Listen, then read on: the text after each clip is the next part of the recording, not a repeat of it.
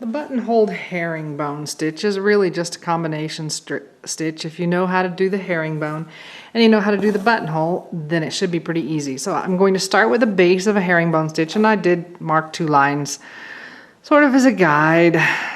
So remember, a herringbone is just a nice big elongated cross stitch where the cross is happening at the top and bottom sections. So I came up on the top line, down on the bottom, took a short stitch back to the left, and then I'm going to go up to the top line, again a short stitch back to the left, back down to the bottom line, a short stitch to the left. And for this, you can decide how spread out, how wide, how deep you want your herringbone to be. This one down here is a steeper one. I'm just going to finish a line of herringbone stitches.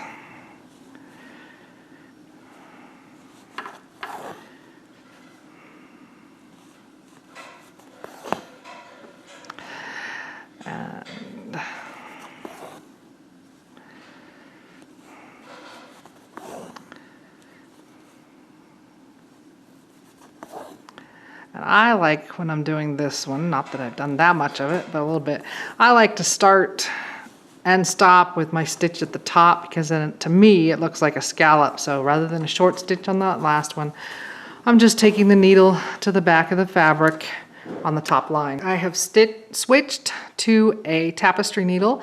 I'm going to bring the needle right out above where I started my line of herringbone.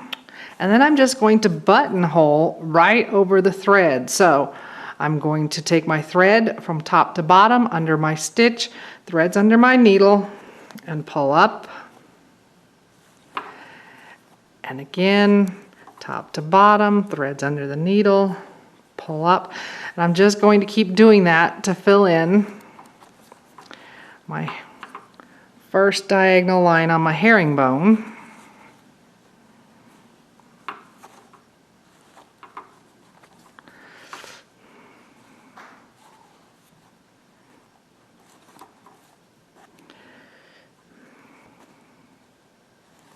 Until I get down to the bottom.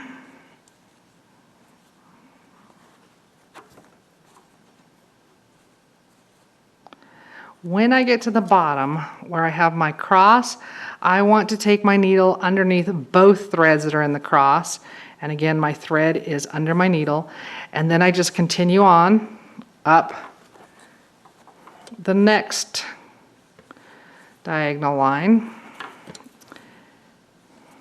And it's just a buttonhole. Remember, a buttonhole is the same thing as a blanket stitch, other than that it's closer together.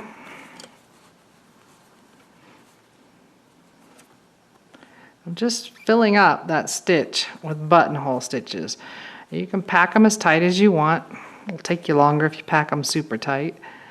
I would recommend that you do this stitch in a hoop, because you want to keep your fabric flat.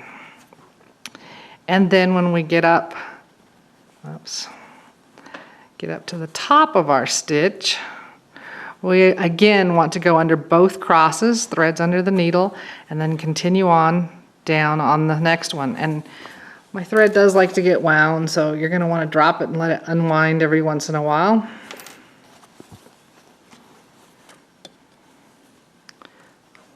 So I just continue on.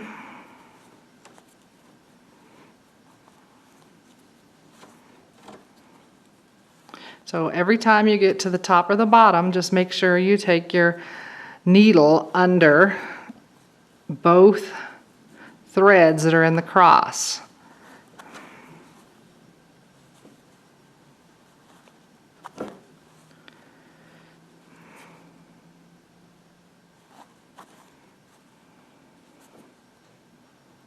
And keep going. And you're just going to keep doing this till you get to the end. And when you are at the end, which will be at the top of one, but I'm not going to make you keep watching, just take your needle down to the back and finish off.